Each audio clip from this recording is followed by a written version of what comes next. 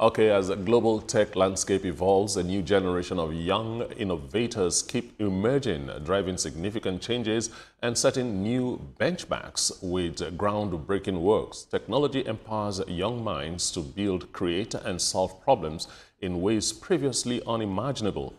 Building a career in this field, like software engineering, cybersecurity, or other tech-related fields, can be a lucrative and a fulfilling path for young Nigerians. In a rapidly evolving job market, tech skills are increasingly seen as essential. Joining us via Zoom from the United Kingdom for this conversation is software engineer Faith Shodikbe. Hello, good morning and welcome. Good morning. Thank you very much for having me. All right. The very first question I'm going to ask you has to do with money. How lucrative is it being a software engineer? That will water the, we call it long throat here, of our young ones to want to go into it. So please let us know. Thank you very much. I'm just going to start by saying tech is now and tech is the future. I know some years back, everybody used to or want to go into oil and gas because of how lucrative and how money heavy it is. I'm just going to tell you today that tech has surpassed the value of whatever we think that oil and gas has now. And that's because loads of things are now moving into cloud, and people are now getting more digitally aware, which means that some of our assets or loads of our assets are now moved to the cloud. So it's as heavy as oil and gas, in evaluation even more than that. And it is also projected that in the next 10 years, it's going to rise to unmeasurable value of money. So this is the call to everyone. If you're still very, very much in doubt about how lucrative technology is, this is your wake-up call. It is very, very lucrative. All right. So did you set out to be a software engineer? Talk to us about your story, how you began your journey into the tech space. Yeah, my journey is a little bit different from a lot of people. We have people transitioning from very unrelated fields into technology. I've always been a computer boy. I remember my first computer that my dad got me. I was 12 years old at the time. I also have an OND in computer science, and I went on to Olabisi Onabanjo University to do a BSc in computer science as well. And recently, I just completed a master's program in cybersecurity. So my journey has always been in that line of computer, and I've always been exposed to digital things at a very, very young age. Amazing. But we started talking about how lucrative it is. But my question is, we've seen a lot of young people that want to go into tech, but then they don't come from any field that has to do with computer. You mentioned that you've always been a computer boy. So for people that want to go into tech, young minds that want to go into it, what are some of the ways they can incorporate to be amazing and good at tech? Thank you. Newsflash. Technology is one of the tech fields, or is one of the fields where you don't need a computer science degree. As I said earlier, we have people transitioning from unrelated fields into technology.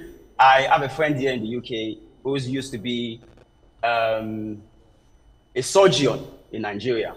And then at one time in his career, he transitioned into being a product designer. And now he works for one of the very big companies here in the UK. I would say that number one is identifying your path. There are loads of opportunities in tech. People think that it's just by writing code, but it's not a lot of no-code opportunities in tech. Firstly, it's just to identify what you really want to do or what you think is your interest. The number two is to be able to compare. Do you want to go self-learning, or you want to go into some of the informal universities? That's what they call them. These are places where they begin to bridge you and train you into some of these tech fields. And also, importance and emphasis on building projects. Building projects. Tech is one of those fields where they don't really care about your certifications. If you pass degrees, they don't really care. Ability for you to be able to transition and to be able to build your ideas into hands-on projects is one of those things that they value a lot. And also, I'm so big on open source contributions and internships. Very, very important. Very good. I've actually interacted with software engineers, and I know that one thing that they talk about is scalability, which is a very critical concern in 2025. You know, if you look at Nigerian startups and global companies alike needing infrastructure to handle this growth. You talk about fintech, you talk about Web3, you talk about cryptocurrency, you talk about DevOps, etc. How do you navigate, this limited infrastructure? Especially, what kind of advice would you give the younger generation who are looking towards this, direction in order to manage what they have and get themselves in that open space? Right, scalability is always a pain point for anyone trying to build solutions that would definitely scale in the future. And to break it down in layman terms, scalability is just how would your system react when you have 100 users comparing to when you have 1,000,000 users. Scalability is ability for you to be able to just extend those things that you have now without necessarily breaking anything. I will have my advice, and this is my advice, is from the very early stage, if you're building whatever you want to build, start thinking about the growth of that thing in the future. Every single block that you begin to lay now begins to reflect into the bigger picture. And you start thinking about how is this going to react, or how is this system going to behave when we start having loads and loads of users. And business, sometimes the way business evaluates their growth is the amount of active users they have and amount of revenue that comes to those users. So imagine having a solution where everything is working and then you begin to scale and everything starts breaking. So the mindset is, how do we undo growth into the future? And I think it's not just tech. Ability to be able to undo growth at a very early stage is one thing that they should have at the back of their mind, and it's going to definitely help them in anything they're doing in the future. One thing that's very clear about technology is that it's the way to go. It's the only way to go now, moving towards the future.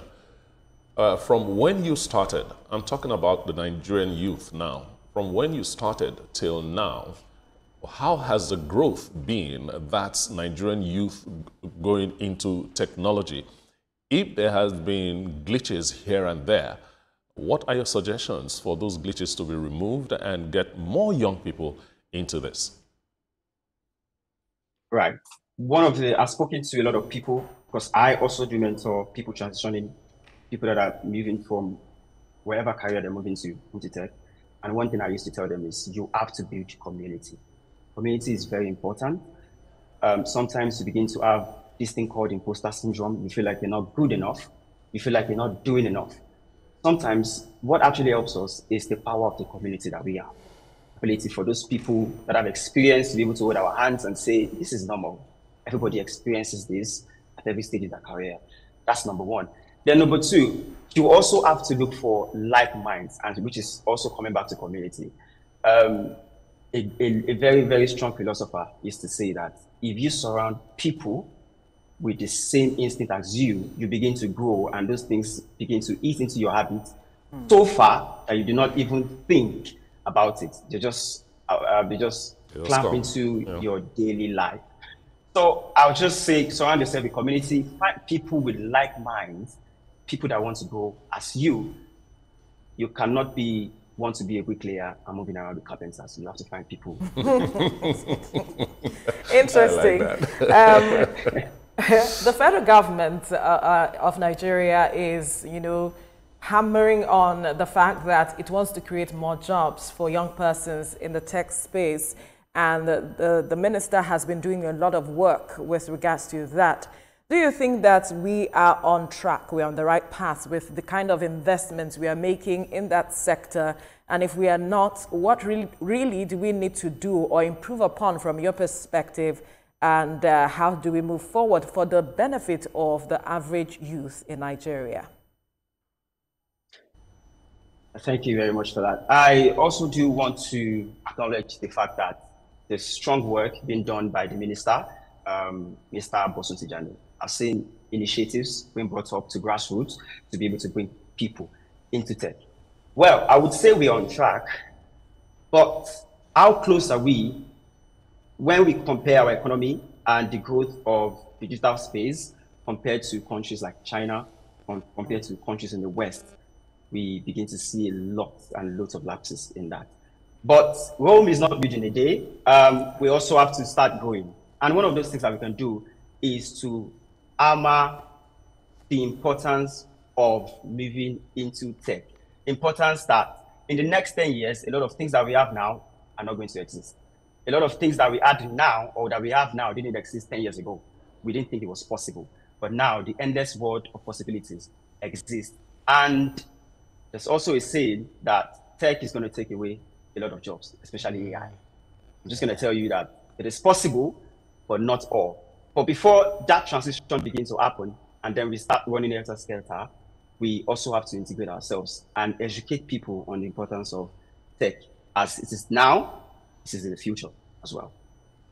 All right, for people that want to join, tech, what would you say are some of the major challenges? And also, putting government aside, for you tech gurus, people that have really established themselves in tech, what are you doing to create job opportunities for young ones that want to go into tech? Right. I'm just going to track a little bit back. In 2018, I created a company. It was called Peppy. This company was supposed to bring together people that are looking for laundrymen and cleaners for their homes. So basically artisan, where we just bring them together. And I really wasn't that versatile when it comes to the business ideas and the business things that hinge around businesses. I was thinking everything we could do was just, build softwares, and that way we'll be able to create a company. But that company failed. The reason why I'm saying that is this. Growing everything that we're going to be doing, we just also have to realize that away from the government, we also have to put ourselves in a position of growth. Putting ourselves in the position of growth is very, very important. One of the ways that I've decided to create work for people in Nigeria now, number one, I have a mentorship program, which I've also employed 2 people, so a project manager and a quality assurance analyst. So the pay is not a lot, but I also always advise people at the very early stage of your career, ignore money and put in the work for growth. If these grassroots things are available, just ignore the money first, ignore the noise outside, and just lock in. Imagine locking in for just 6 months. And when you come out new and fresh. And a lot of opportunities also arise from different facets and different entities in the tech community where people are actually employing people, not just for the money at this stage, but for that growth. Well, this discussion has been quite exciting, but because of time, we have to close the discussion right here. I want to thank you very much, Faith Shodikbe, software engineer, for being with us all the way from the United Kingdom. Thank you for being part of the program today. Thank you very much. Thank you very much for having me. All right.